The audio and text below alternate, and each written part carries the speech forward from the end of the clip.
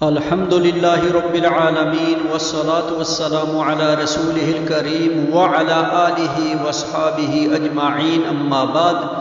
دعوت دین کا کام کرنے والے ایک داعی کے اوصاف کیسے ہونے چاہیے؟ بعض لوگ جن کو ہم دینی احکام کا پابند خیال کرتے ہیں، وہ لوگوں سے بہت سختی اور درستی سے معاملہ کرتے ہیں اور ہمیشہ منقبض اور ترشرو نظر آتے ہیں۔ تو ان لوگوں کے لیے کیا نصیحت ہے، یعنی کہ ایک مسلمان کو اپنے مسلمان بھائی سے کس طرح کا معاملہ کرنا چاہیے، خصوصاً جب وہ دینی احکام کی پابندی میں کوتاہی کرنے والا ہو؟ تو اس حوالے سے ہمیں نبی کریم صلی اللہ علیہ وسلم کی سنت مطہرہ سے یہی رہنمائی ملتی ہے کہ انسان کے لیے یہ واجب ہے کہ وہ اللہ کی طرف حکمت، نرمی اور شائستگی کے ساتھ دعوت دے، جیسا کہ اللہ سبحانہ و تعالیٰ نے نبی کریم صلی اللہ علیہ وسلم سے فرمایا، ادعو الی سبیل ربک بالحکمت والموعظۃ الحسنہ وجادلہم باللتی ہی احسن۔ سورہ نحل کے اندر اللہ سبحانہ وتعالیٰ کا یہ ارشاد موجود ہے۔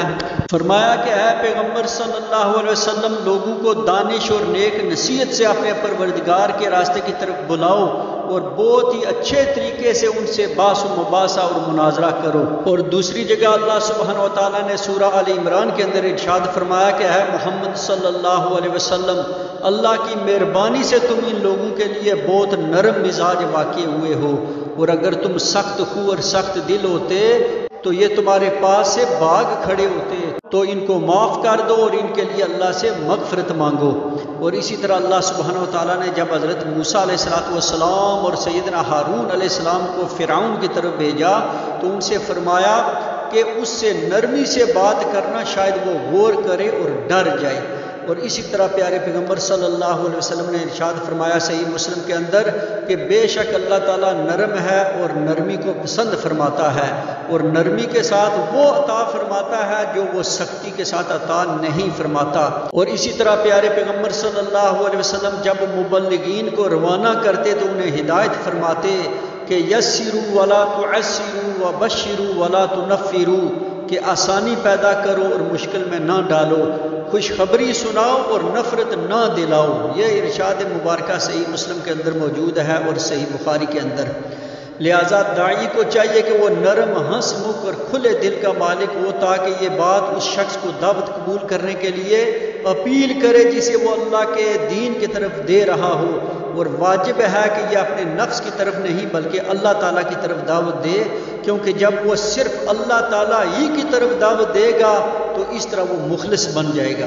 اللہ تعالیٰ اس کے کام میں آسانی پیدا کر دے گا اور اس کے ہاتھوں اپنے جن بندوں کو چاہے گا ہدایت عطا فرما دے گا۔ اور اگر وہ اپنے نفس کی طرف دعوت دے، یعنی اس کا یہ ارادہ ہو کہ اسے فتح و نصرت حاصل ہو، یا وہ اس طرح دعوت دے کہ گویا اسے اپنا دشمن سمجھ رہا ہو